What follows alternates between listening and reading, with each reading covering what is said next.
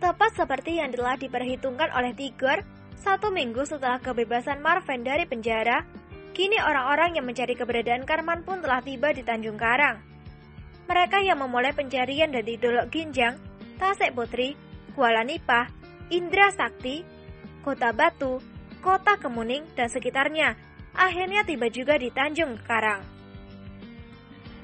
Bermodalkan foto Karman ketika masih muda dulu, akhirnya ada juga yang mengenal Karman dan memberitahukan alamat rumah lelaki yang sehari-harinya adalah pelaut itu kepada mereka.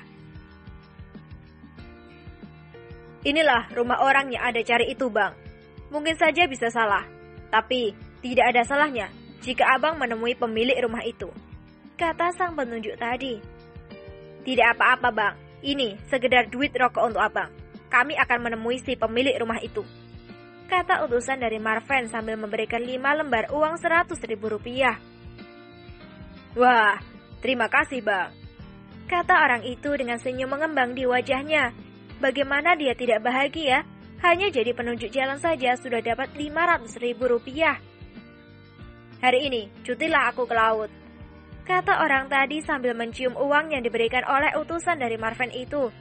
Sementara itu, para utusan yang berjumlah 4 orang itu kini telah berdiri di depan pintu rumah Karman yang sedang tertutup.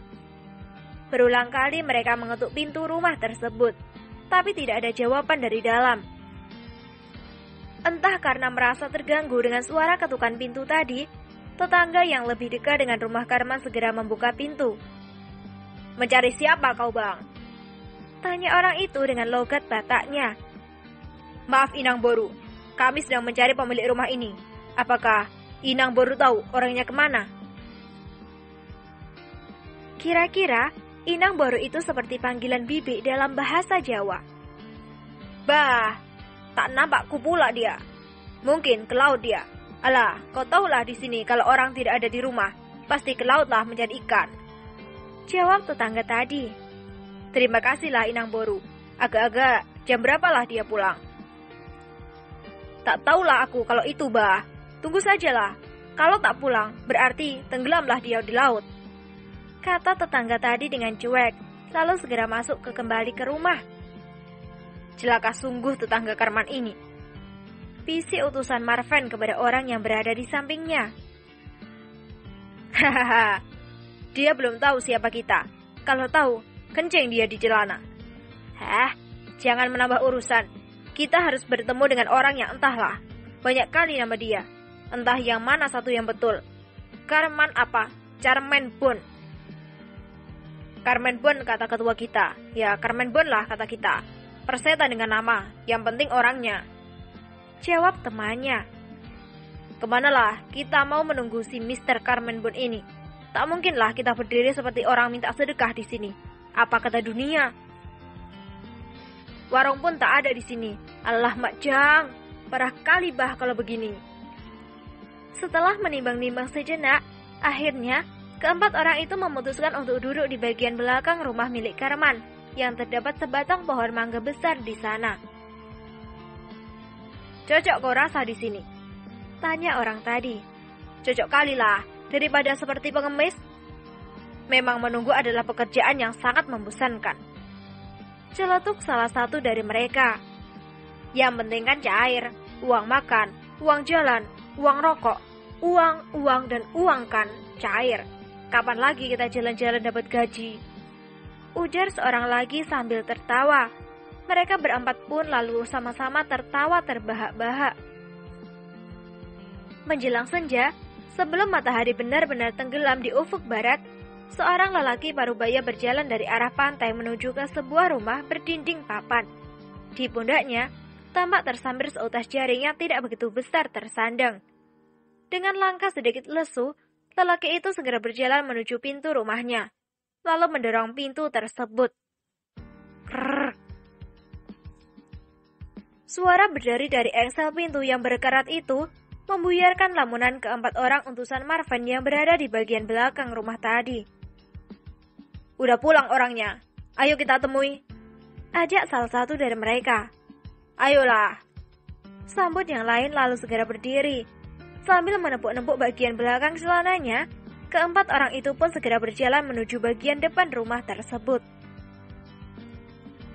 Benar saja, ketika mereka tiba di depan, mereka melihat seorang lelaki kurus paruh baya sedang meletakkan jaring yang berada di pundaknya tadi di dekat dinding dapur. Sampurasun. Kula nuwun. Salah kau itu. Coba kasih salam saja, kata temannya itu. Temannya langsung mengangguk lalu mengucapkan salam. Assalamualaikum. Waalaikumsalam, jawab orang yang berada di dalam rumah. Mohon maaf bang, apakah kami sedang berada di depan rumah milik Mr. Carmenpun 070? Orang yang berada di dalam rumah sedikit mengenitkan dahinya. Lalu dengan cuek dia segera melangkah menuju ke pintu untuk menemui keempat orang tamu yang tidak diundang tersebut. Dari mana kalian tahu nama itu? Tanya orang yang diduga bernama Carmen tadi.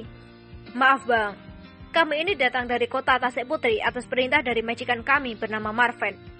Dia menyuruh kami untuk mencari keberadaan orang yang bernama Mr. Carmenpun. Jika melihat dari foto, maka aku merasa bahwa abang adalah orang yang bernama Mr. Carmenpun itu. Hanya saja, bedanya adalah abang hitam dan berkilat. Jawab orang tadi yang terasa sangat jujur.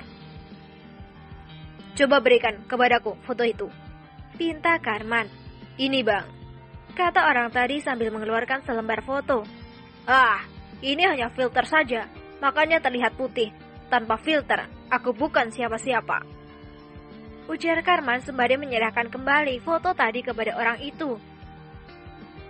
Kau memang bertemu dengan orang yang benar. Sekarang, katakan tujuan kedatanganmu. Apakah kami tidak dipersilahkan masuk bang? Oh, tentu. Tapi kalian harap maklum, seperti inilah keadaanku sekarang. Tidak mewah seperti kalian. Jadi, kalau mau minum teh atau kopi, bawa sendiri gula dan kopinya dari Tasik Putri, kata Karman. Mulailah ilmu padinya keluar. Begini bang, kedatangan kami kemari atas keinginan dari ketua kami, Marven. Oke, kita langsung saja ke intinya. Ketua kami menginginkan abang untuk kembali bergabung dengannya. Karena saat ini dia sedang membangun kembali kekuatan geng kucing hitam. Marven ingin mengajak aku untuk kembali bergabung. Wani piro? Tanya Karman. Tengil sungguh pertanyaannya ini, membuat keempat orang itu saling pandang. Itu kami tidak tahu bang. Yang jelas, kedatangan kami kemari khusus mencari abang dan menyampaikan maksud dari ketua kami, jawab orang tadi setelah dibuat makan hati oleh Karman. Kalian berempat pulanglah ke kota Tasik Putri. Katakan kepada Marven, apakah begini caranya kepada kawan lama? Aku sudah cukup menderita di sini. Semuanya aku lakukan untuk dia. Jadi, jika hanya kalian berempat saja yang dia kirim, kalian tidak layak untuk kuanggap. Mungkin, sebelum kalian bisa merangkak, aku sudah malang melintang di geng kucing hitam. Aku adalah kepercayaan Martin. Setelah Martin terbunuh, aku menjadi orang kepercayaan Marven. Aku tidak gila hormat, tapi jika begini caranya, lupakan saja. Marah Karman dengan kata-kata kesat. Baiklah bang, abang jangan marah. Kami akan menyampaikan semua yang abang katakan kepada ketua kami. Bagus, sampaikan kepada Marven bahwa dia harus belajar menghargai kawan lama, pesan Karman kepada keempat orang itu. Kalau begitu, kami permisi dulu bang. Sampurasun, kata mereka sambil bergegas menuju pintu. Rampes, jawab Karman yang langsung menutup pintu. Masuk, kata Karman sambil tertawa geli.